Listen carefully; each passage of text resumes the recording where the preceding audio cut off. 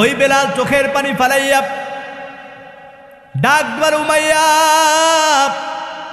যত তুমি আঘাত করো না কেন, এই জবান দ্বারা আল্লাহর নাম ভুলবো না, আল্লাহর নাম ছাড়তে পারবো না। এক পর্যায়ে উমাইয়া বেলালকে মরুভূমির উত্তপ্ত বালুর মধ্যে শোয়াই রাখলেন। ওই বালুটা এতটা উত্তপ্ত গরম হয়ে গেল, বেলালের শরীরের মধ্যে প্রত্যেকটা বালুকণা পুড়ে পুড়ে ঢুকে যায়। এরপর বেলাল আল্লাহকে ভুলে না ডাকে আহাত আহাত। উমাইয়া ডাক দিল, বেলাল এত আঘাত করি এরপরও আল্লাহকে ভুলো না। এ বেলাল এখনো সময় আছে, আল্লাহকে ভুইলা যা, না হয় শাস্তি থেকে বাঁচতে পারবি না। এবার বেলাল আরো জোরে জোরে আল্লাহকে ডাকতেছে জিহ্বাটা নাড়াইয়াম। এমত অবস্থায় উমাইয়া বড় একটা পাথর নিয়াম বেলালের বুকের উপর চাপা দিয়েছি। পাথরের ওজনে বেলালের জিহ্বাটা বাহির হয়ে যায়। ওই পাথরের আঘাতে বেলালের নাক চোখ দিয়া রক্ত বের হয়ে যায়। এরপরও বেলাল আল্লাহকে বলে না ডাকে আহাত আহাত আহাত। উমাইয়া রাগ করে এত আঘাত করি, এত শাস্তি দেই, তারপর আল্লাহকে ভুলো না। উমাইয়া বেলালের জিহ্বাটাকে টাইনা জিহ্বার মধ্যে জ্বলন্ত একটা পেরেক ঢুকাই দিছি। এবার বেলাল জিহ্বাটা আর নাড়াইতে পারে না, জিহ্বাটা পুরে কালো হয়ে যায়। বেলাল চোখের পানি ফেলাইয়া ডাক বলে, মালিক এতদিন আঘাত করেছে কিন্তু তোমাকে ভুলি নাই, আল্লাহ এখন আমার জিহ্বাটা আটকাই দিছে। শরীরে আঘাত করছে কিন্তু জিহ্বা দ্বারা তোমাকে স্মরণ করছে মালিক, আল্লাহ এখন আমার জিহ্বার মধ্যে পেরেক ঢুকাই দিছি। আল্লাহ এখন তোমাকে ডাকতে পারি না, তোমার নাম নিতে পারি না গো আল্লাহ। ওই বেলাল চোখের পানি ফালাইয়া যায় নামাজের মধ্যে ডাক দিয়ে বলে, মালিক আমার জিহ্বা ভালো ছিল, ওই ঈমান আনার কারণে আমার জিহ্বার মধ্যে উমাইয়া পেরেক ঢুকাই দেয়, যার কারণে আমার আজান স্পষ্ট হয় না। আয় আল্লাহ আমার চেহারা কালো, এই কালো তো তুমি বানাইছো গো আল্লাহ। আয় মালিক দুনিয়ার মসজিদে নববীর মুয়াজ্জিনের খাতার থেকে আমার নামটা বাদ দেওয়া হয়ে গেছি, তবে আল্লাহ তোমার কাছে ফরিয়াদ, তোমার জান্নাতের খাতার থেকে আমার নামটা তুমি বাদ দিও না গো আল্লাহ। ওই বেলাল চোখের পানি ফালাইয়া যায় নামাজের মধ্যে ডাকে, ডাক দিয়ে বলে, মালিক আল্লাহ তুমি আমাকে মাফ করে দাও, জান্নাতের খাতার থেকে আমার নামটা বাদ দিও না গো আল্লাহ। আমি খুতবার ভিতর আপনাদের সামনে একটি আয়াত তেলাওয়াত করেছি। এই একটা আয়াত যদি আপনি আমি গোটা জিন্দেগির মধ্যে আমল করতে পারি, আমল করতে পারি, আমল করতে পারি, মায়ার নবী বলেন এই একটা আয়াতের উপর যদি আমার কোন উম্মত আমল করে, পাক্কা নিয়াত করে, আল্লাহ তাআলা ওই বান্দাকে বিনা হিসাবে জান্নাত দান করে দিবেন। আল্লাহ পাক রব্বুল আলামিন বলেন, ইন্নাল্লাযীনা আমানু ওয়া আমিলুস সালিহাতি কানাত লাহুম জান্নাতুল ফিরদাউসি নুজুলা খালিদিনা ফিহা লা ইয়াবগুনা আনহা হিওয়ালা। জোরে বলি আল্লাহু আকবার। আল্লাহ পাক রব্বুল আলামিন বলেন, ইন্নাল্লাহ, ও নবী, ইন্নাল্লাযীনা আমানু, নিশ্চয়ই যারা আমি আল্লাহর উপর ঈমান আনবে, ওয়া আমিলুস সালিহাত, আর যারা নেক আমল করবে, আল্লাহ পাক রব্বুল আলামিন বলেন, নবী আপনি আপনার উম্মতদেরকে জানিয়ে দেন, এই দুইটা কাজ যদি করে আপনার উম্মতেরা, এ ভাই কয়টা কাজ?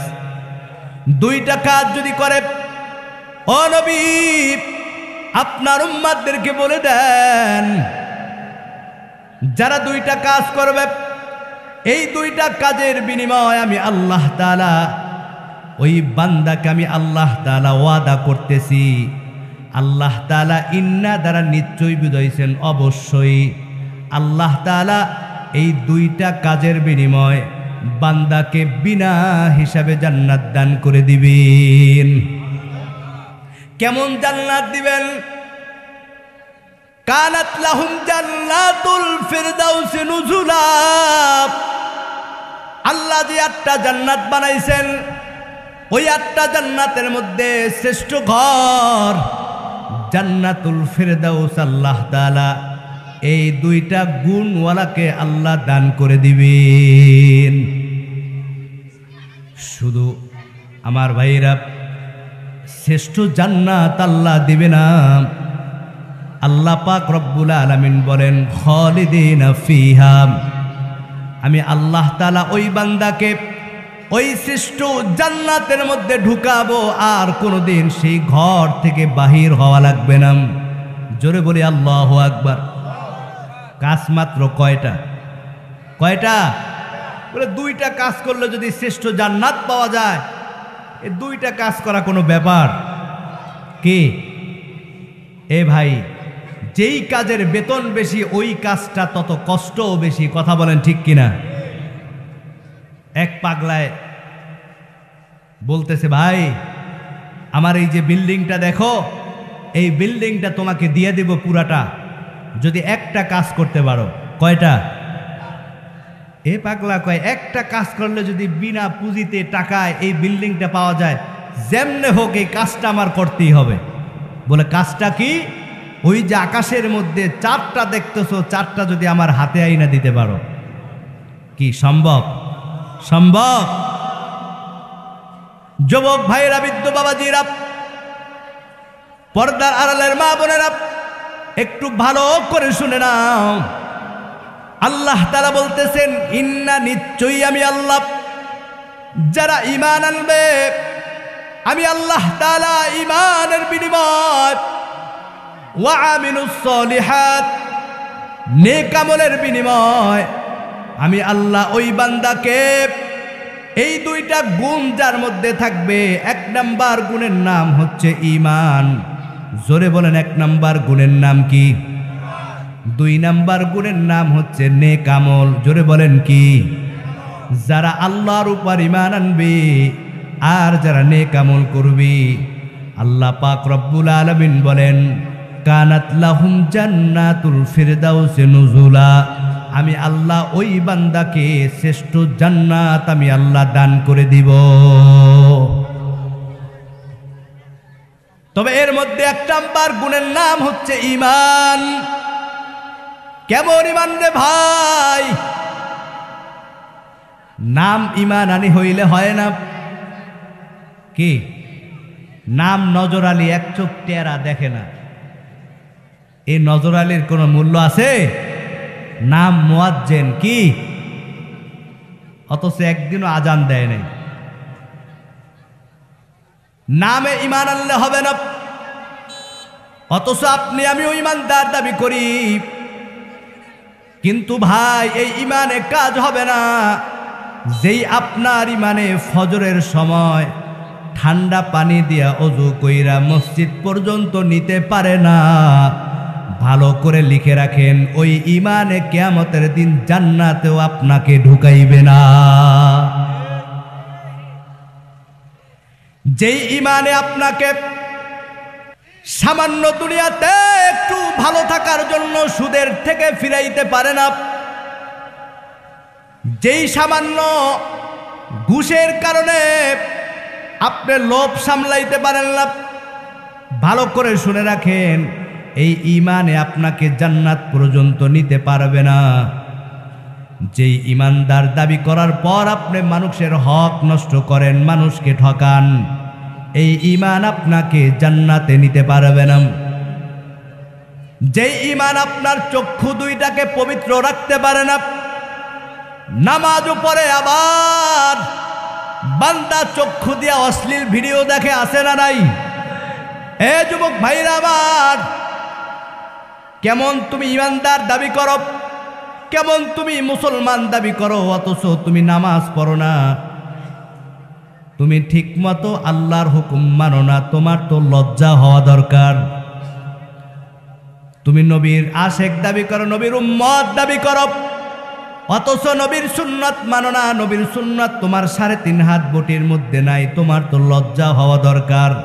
শুনে নাও, তোমার এই বংশ পরিচয় মুসলমানের কোনো দাম নাই, সাইনবোর্ডওয়ালা ঈমানের কোনো দাম নাই। এই ঈমান তোমাকে আল্লাহর জান্নাত পর্যন্ত নিতে পারবে না।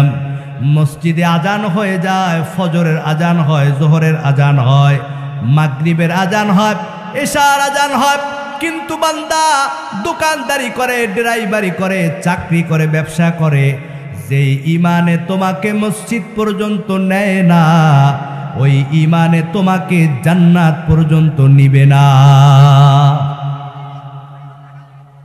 এজন্য সাবধান। এ দোকানদার ভাই, ব্যবসা কম হবে, দোকান অফ করলে সময় নষ্ট হবে, এজন্য মসজিদে জামাতে যাও না।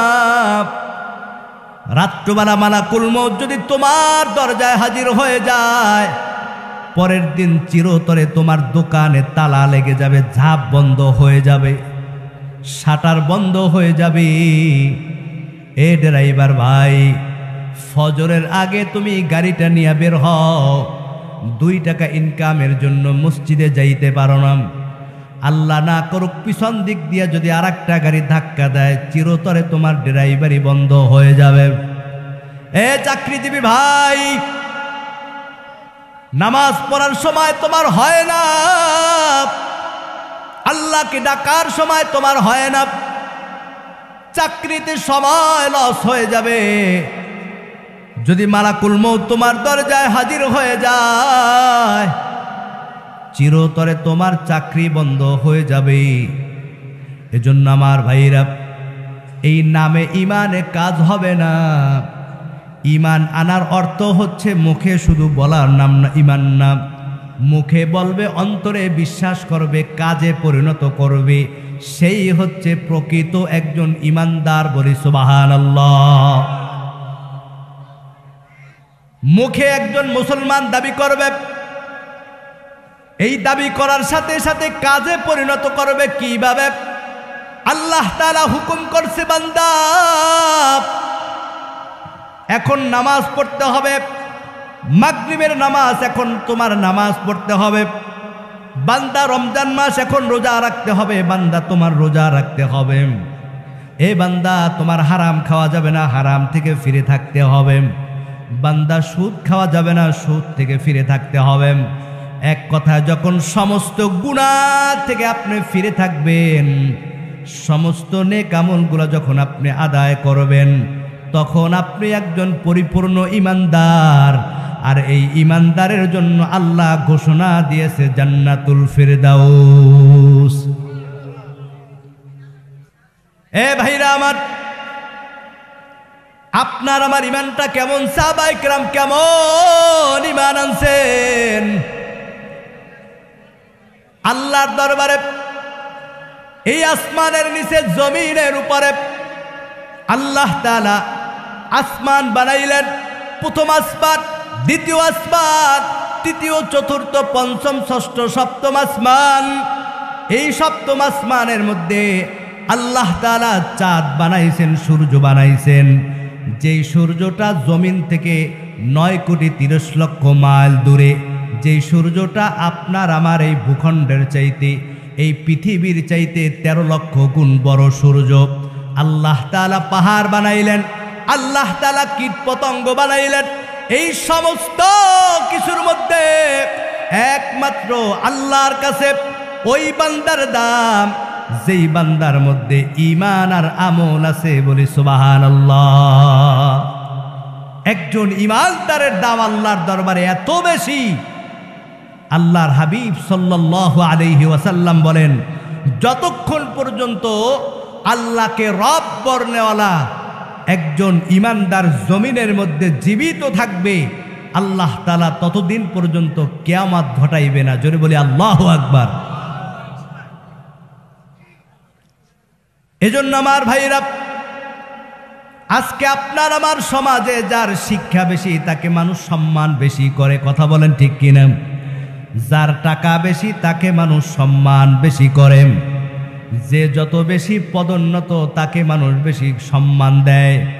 কিন্তু আল্লাহর দরবারে এই টাকার কোনো দাম নাই, শিক্ষার কোনো দাম নাই, মর্যাদার কোনো দাম নাই, আল্লাহর দরবারে সুন্দরের কোনো দাম নাই, আল্লাহর দরবারে একজন ঈমানওয়ালার দাম। হে যুবক ভাইরা আমার, একজন ঈমানদারকে আল্লাহ কত মহব্বত করেন, কত ভালোবাসেন। এই পৃথিবীর মধ্যে 4 জন ব্যক্তি ছিল কালো, এর মধ্যে একজন ব্যক্তি হচ্ছেন লোকমান হাকিম। এই লোকমান হাকিম তার সন্তানকে কোরআন থেকে উপদেশ দিয়েছেন। আল্লাহ তাআলা সন্তানের এই উপদেশগুলা আল্লাহর দরবারে এমনভাবে পছন্দ হয়েছেন, আল্লাহ তাআলা পবিত্র কোরআনের মধ্যে এই লোকমান হাকিমের কথা উল্লেখ করে দিয়েছেন। আর একজন কালো ব্যক্তি হচ্ছেন হযরত বেলাল। কেমন বেলাল? যেই বেলাল দেখতে খাটো, চুলগুলা কুকরানো, চেহারাটা কালো মিসমিস করে, দাঁতগুলা সামনের দিকে বের হয়ে গেছে। আজকে আপনি আমি একজন কালো মানুষ দেখলে তার সাথে বন্ধুত্ব করি না, আত্মীয় করি না। সাবধান, এই চেহারার কোনো দাম নাই, শিক্ষার কোনো দাম নাই, মর্যাদার কোনো দাম নাই, বংশের দাম নাই। একজন ঈমানওয়ালার কেমন দাম! এই কালো বেলালের দাম আল্লাহর দরবারে এত বেশি, এত বেশি, এত বেশি।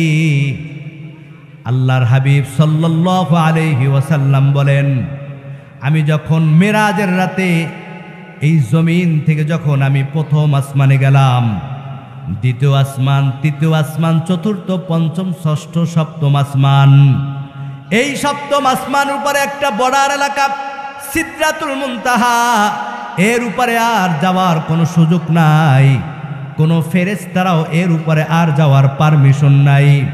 মায়ার নবী দেখেন, এই সপ্তম আসমানের উপরে বর্ডার এলাকা সিদরাতুল মুনতাহা, আল্লাহ তাআলা শূন্যের মধ্যে একটা ঘর তৈরি করছেন, যেই ঘরটার নাম হচ্ছে বাইতুল মামুর, ফেরেশতাদের ঘর। ফেরেশতারা এই ঘরের মধ্যে ইবাদত করে। আল্লাহর হাবিব দেখেন, ফেরেশতারা দলে দলে এই বাইতুল মামুরের মধ্যে ঢুকতেছে। আল্লাহর হাবিব ডাক দিয়ে বলে, ও জিবরাইল, এই যে ফেরেশতারা ঢুকতেছে তারা কি আর ঢোকার পারমিশন পাবে না?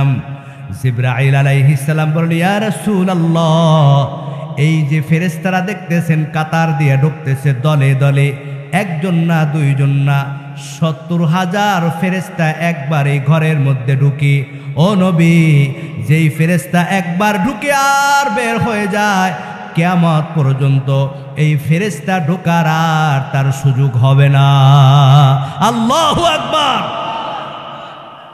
70,000 রহমতের ফেরেশতা একবার ঢুকে বের হয়, কিয়ামত পর্যন্ত ওই ফেরেশতা আর ঢোকার সুযোগ নাই, চান্স নাই। আল্লাহু আকবার, আল্লাহু আকবার। আল্লাহর হাবিব বলেন, এবার আমি যাব কিভাবে? জিবরাইল ডাক দিল, নবী, আপনারা টেনশনের কোনো কারণ নাই। আল্লাহ তাআলা নূরের বাহন রপরপ পাঠাই দিলেন। নবীজি রপরপে করে এবার উপরে যায়, উপরে যায়, উপরে যায়। আমার ভাইরা, এক পর্যায়ে নবীজি যখন আল্লাহ তাআলা নবীজিকে জান্নাত ঘুরাইয়া ঘুরাইয়া দেখাইতেছেন, নবীজি দেখেন ওই জান্নাতে নবীর আগে তার বেলালের পায়ের খরমের আওয়াজ তিনি শুনতে পান। নবীজি মিরাজ থেকে আসার পর ডাকতে বলে, বেলাল, এই 7 আসমানের উপরে সিদরাতুল মুনতাহার উপরে আমি যখন একা, কেউ নাই, ওই জান্নাতের মধ্যে বেলাল তোমার পায়ের আওয়াজ পাইলাম, পায়ের খরমের আওয়াজ পাইলাম। এ বেলাল, কি আমল করো যে আল্লাহ তাআলা জীবিত থাকা অবস্থায় তোমার পায়ের শব্দ আল্লাহ জান্নাত পর্যন্ত পৌঁছাই দিছেন। বেলাল চোখের পানি ফেলাইয়া ডাক দেবার, নবী, ও নবী, আমি তেমন কোনো আমল করতে পারি না, তবে নবী, আমি যখন অজু করি, অজুর পর 2 রাকাত তাহিয়াতুল অজুর নামাজ পড়ি। আল্লাহর হাবিব ডাক দিয়ে বলেন, বেলাল, আল্লাহ তোমার এই আমলটা এমনভাবে কবুল করেছেন, আল্লাহ তাআলা তোমার পায়ের আওয়াজ জান্নাত পর্যন্ত পৌঁছাই দিছেন। কালো ব্যক্তির দাম আছে না নাই? এমনিতেই হয় নাই, তার ইমানের বদৌলতে আল্লাহ এই নেয়ামত দান করছেন। এ ভাইরা আমার, কেমন বেলালের ইমান! আল্লাহর হাবিব সাল্লাল্লাহু আলাইহি ওয়াসাল্লাম যেই বেলালকে আল্লাহ তাআলার ইশারায় মসজিদে নববীর মুয়াজ্জিন বানিয়ে দিয়েছেন। মসজিদে নববীর মুয়াজ্জিন, জোরে বলি আল্লাহু আকবার। হযরত বেলাল মসজিদে নববীর মধ্যে আজান দেয়। এ যুবক ভাইরা, বৃদ্ধ বাবাজিরা, মা বোনের, একটু ভালো করে শুনো। আপনার আমার ইমানটা কেমন, কেমন ইমান নিয়ে আপনি আমি বসে আছি, অথচ আল্লাহর দরবারে কেমন ইমানওয়ালার দাম, একটু ভালো করে শুনে নেন। হযরত বেলাল মসজিদে নববীর মধ্যে আজান দেয়। আমার ভাইরা, কিছুদিন পার হয়ে গেল, সাহাবীরা ডাক দিয়ে বলে, ইয়া রাসূলুল্লাহ, আমাদের অনেক সাথীরা নতুন নতুন কলেমা পড়েছে, যাদের চেহারা অনেক সুন্দর, কণ্ঠ অনেক ভালো, অনেক শিক্ষিত। ও নবী, বেলালের আজান স্পষ্ট হয় না, গোলামের ঘরে গোলাপ। ও নবী, আপনি যদি পারমিশন দেন, নবী গো, নতুন সুন্দর সুললিত কণ্ঠওয়ালা একজন মুয়াজ্জিন নিযুক্ত দেওয়া যায়। পরামর্শ হয়ে গেল।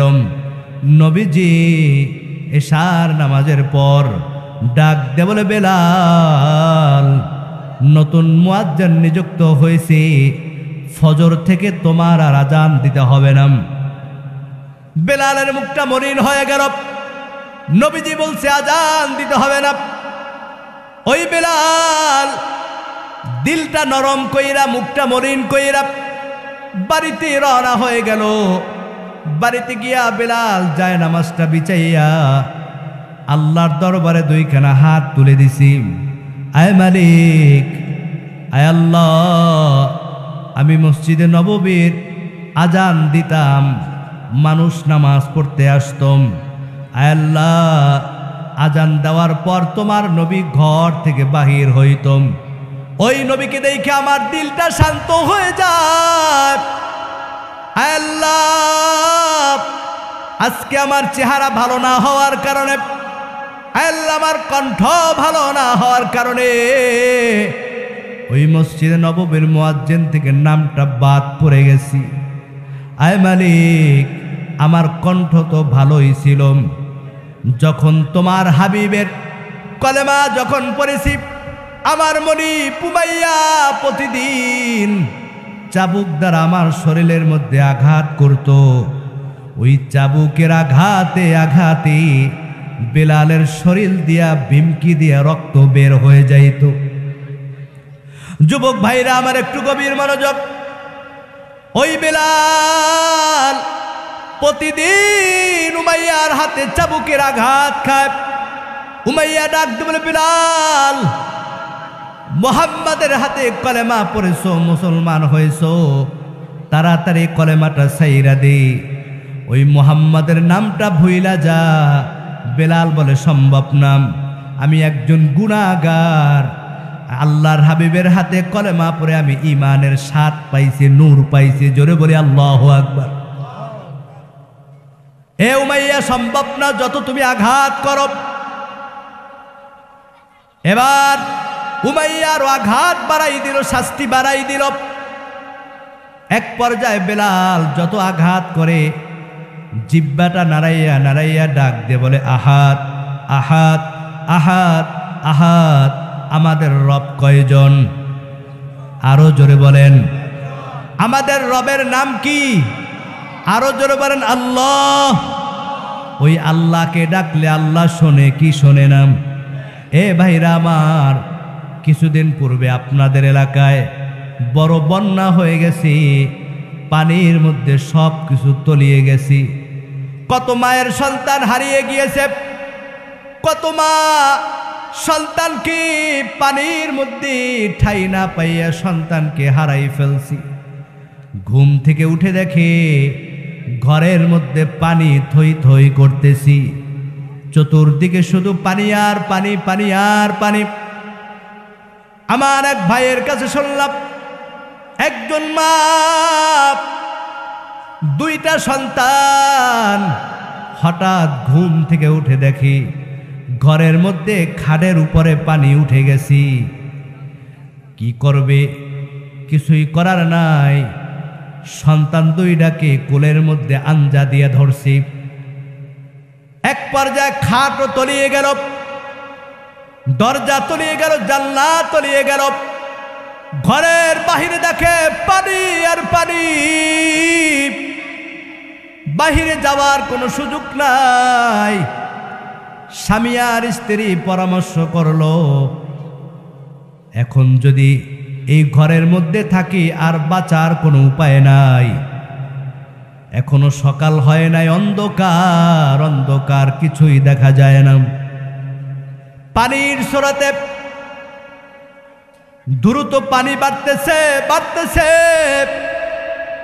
পরামর্শ করলে স্ত্রী, যদি বাঁচতে হয় যেভাবে হোক ঘর থেকে বাহির হতে হবে। যদি ঘরের মধ্যে থাকি আর বাঁচার কোনো সুযোগ নাই। এক পর্যায়ে স্ত্রী স্বামীর কাছে সন্তান দুইটা দিয়া দুইজনে ঘর থেকে বাহির হয়ে গেল। একটা সন্তানের বয়স 3 বছর আর একটা সন্তানের বয়স 5 বছর। বাবা সন্তান দুইটা জড়াইয়া পানির মধ্যে হাবুডুবু খায়। এক পর্যায়ে পায়ের নিচে আর মাটি পায় না। বাবাও ক্লান্ত হয়ে গেল, নিজে বাঁচতেছে না, পানি খায়। সন্তান দুইটাকে কোনো মতে ধইরা রাখছি। স্ত্রী আর এক দিক ভেসে চলে গেল। স্বামী চিন্তা করে, এই দুইটা সন্তানকে যদি কাছে রাখি আমি আর বাঁচতে পারবো না। এবার বড় সন্তানটাকে ধাক্কা দিয়া আলাদা করে দিল। বড় সন্তানটা ডাক দিয়ে বলে, বাবা তুমি আমাকে ছাইরা দিও না, আয় বাবা তুমি আমাকে ছাইরা দিও না, আমি আর বাঁচবো না গো বাবা। এক পর্যায়ে বড় সন্তানটাকে ধাক্কা দিয়া বাবা আলাদা করে দিছে।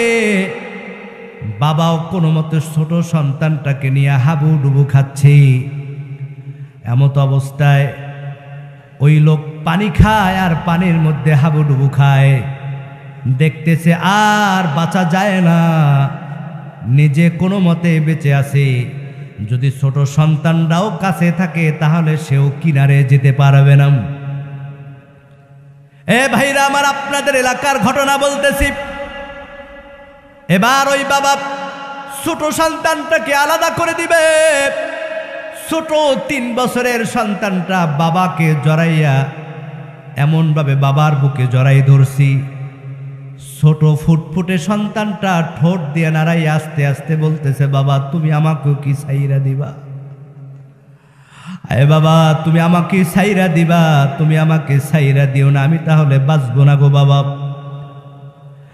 বাবা আর বাঁচতে পারে না, পায়ের নিচে মাটি নাই।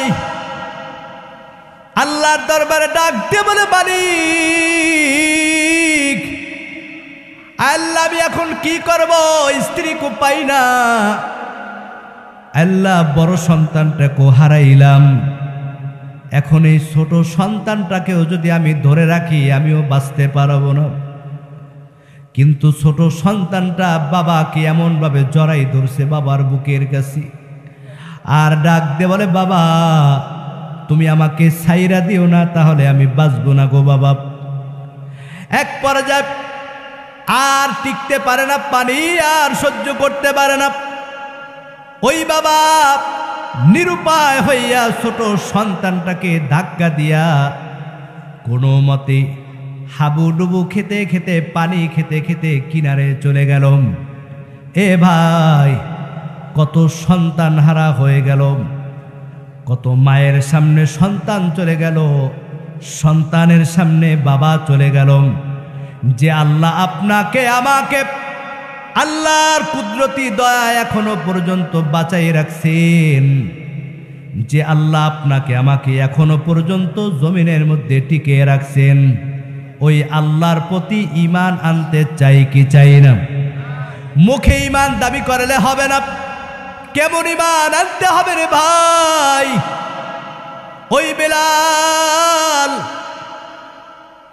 এত আঘাত খায়, তারপরও আল্লাহর নামটা ভুলে না।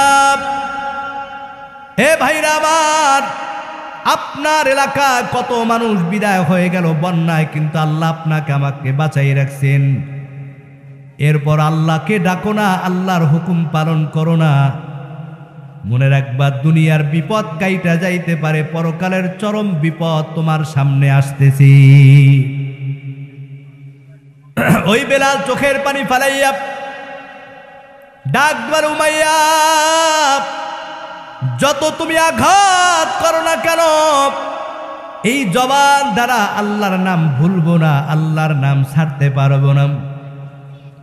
এক পর্যায়ে উমাইয়া বেলালকে মরুভূমির উত্তপ্ত বালুর মধ্যে শোয়াই রাখলেন। ওই বালুটা এতটা উত্তপ্ত গরম হয়ে গেল, বেলালের শরীরের মধ্যে প্রত্যেকটা বালু কণা পুড়ে পুড়ে ঢুকে যায়। এরপর বেলাল আল্লাহকে ভুলে না, ডাকে আহাত আহাত। উমাইয়া ডাক বলে, বেলাল এত আঘাত করি, এরপর আল্লাহকে ভুলো না। হে বেলাল, এখনো সময় আছে, আল্লাহকে ভুইলা যা, না হয় শাস্তি থেকে বাঁচতে পারবি না। এবার বেলাল আরো জোরে জোরে আল্লাহকে ডাকতেছে, জিহ্বাটা নাড়াইয়াম। এমতো অবস্থায় উমাইয়া বড় একটা পাথর নিয়াম বেলালের বুকের উপর চাপা দিয়েছি। পাথরের ওজনে বেলালের জিহ্বাটা বাহির হয়ে যায়। ওই পাথরের আঘাতে বেলালের নাক চোখ দিয়া রক্ত বের হয়ে যায়। এরপরও বেলাল আল্লাহকে বলে না, ডাকে আহাত আহাত আহাত। উমাইয়া রাগ করে, এত আঘাত করি, এত শাস্তি দেই, তারপর আল্লাহকে ভুলো না। উমাইয়া বেলালের জিহ্বাটাকে টাইনা জিহ্বার মধ্যে জ্বলন্ত একটা পেরেক ঢুকাই দিছি। এবার বেলাল জিহ্বাটা আর নাড়াইতে পারে না, জিহ্বাটা পুরে কালো হয়ে যায়। বেলাল চোখের পানি ফেলাইয়া ডাক বলে, মালিক এতদিন আঘাত করেছে, কিন্তু তোমাকে ভুলি নাই। আল্লাহ এখন আমার জিহ্বাটা আটকাই দিছে। শরীরে আঘাত করছে, কিন্তু জিহ্বা দ্বারা তোমাকে স্মরণ করছে। মালিক আল্লাহ এখন আমার জিহ্বার মধ্যে পেরেক ঢুকাই দিছি। আল্লাহ এখন তোমাকে ডাকতে পারি না, তোমার নাম নিতে পারি না গো আল্লাহ। ওই বেলাল চোখের পানি ফালাইয়া যায় নামাজের মধ্যে ডাক দিয়ে বলে, মালিক আমার জিহ্বা ভালো ছিল, ওই ঈমান আনার কারণে আমার জিহ্বার মধ্যে উমাইয়া পেরেক ঢুকাই দেয়, যার কারণে আমার আজান স্পষ্ট হয় না। আয় আল্লাহ, আমার চেহারা কালো, এই কালো তো তুমি বানাইছো গো আল্লাহ। আয় মালিক, দুনিয়ার মসজিদে নববীর মুয়াজ্জিনের খাতা থেকে আমার নামটা বাদ দেওয়া হয়ে গেছি, তবে আল্লাহ তোমার কাছে ফরিয়াদ, তোমার জান্নাতের খাতা থেকে আমার নামটা তুমি বাদ দিও না গো আল্লাহ। ওই বেলাল চোখের পানি ফালাইয়া যায় নামাজের মধ্যে ডাকে, ডাক দিয়ে বলে, মালিক আয় আল্লাহ তুমি আমাকে মাফ করে দাও, জান্নাতের খাতার থেকে আমার নামটা বাদ দিও না গো আল্লাহ।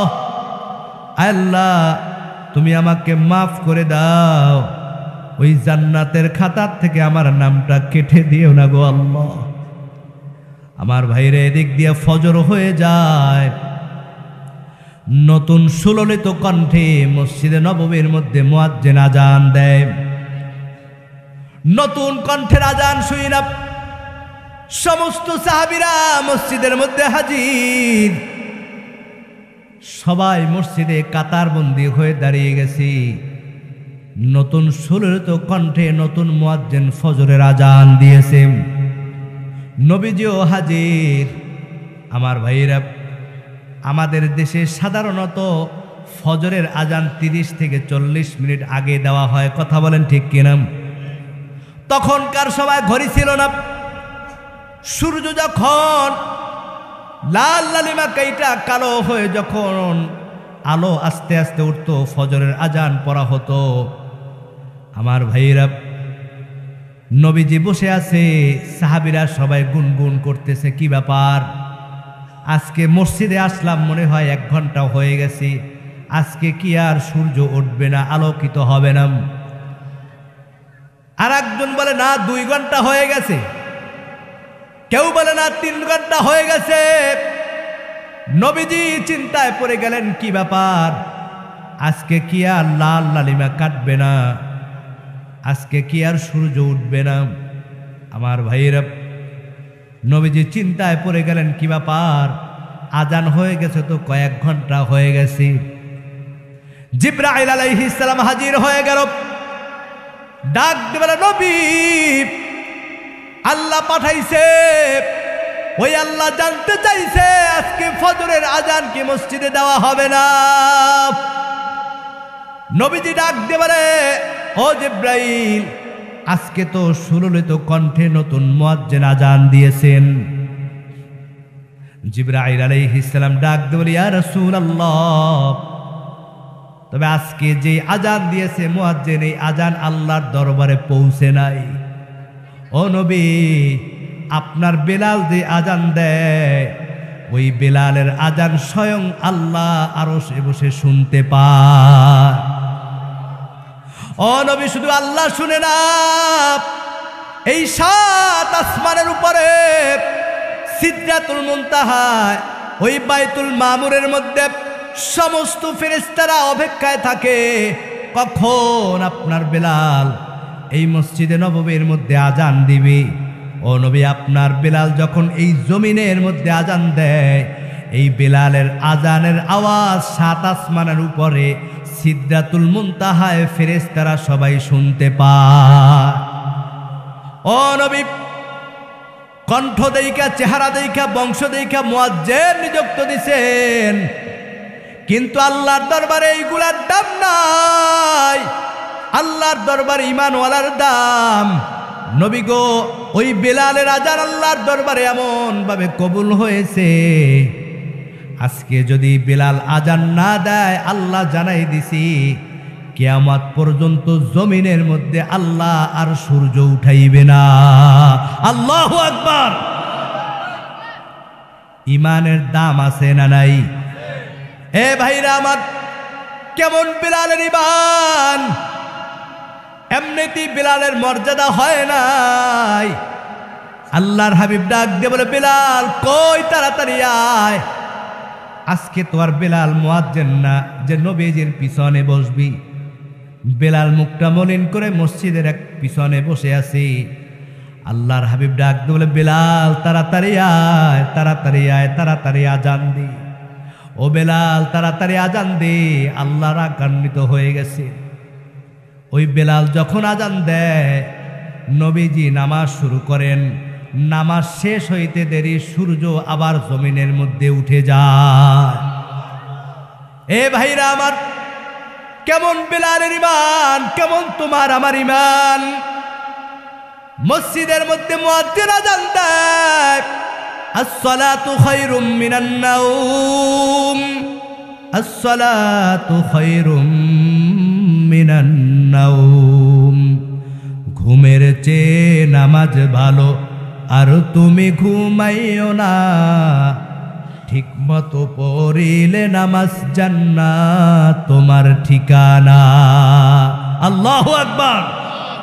ঘুমের চেয়ে নামাজ ভালো আর তুমি ঘুমাইও না, ঠিক মতো পড়িলে নামাজ জান্নাত তোমার ঠিকানা।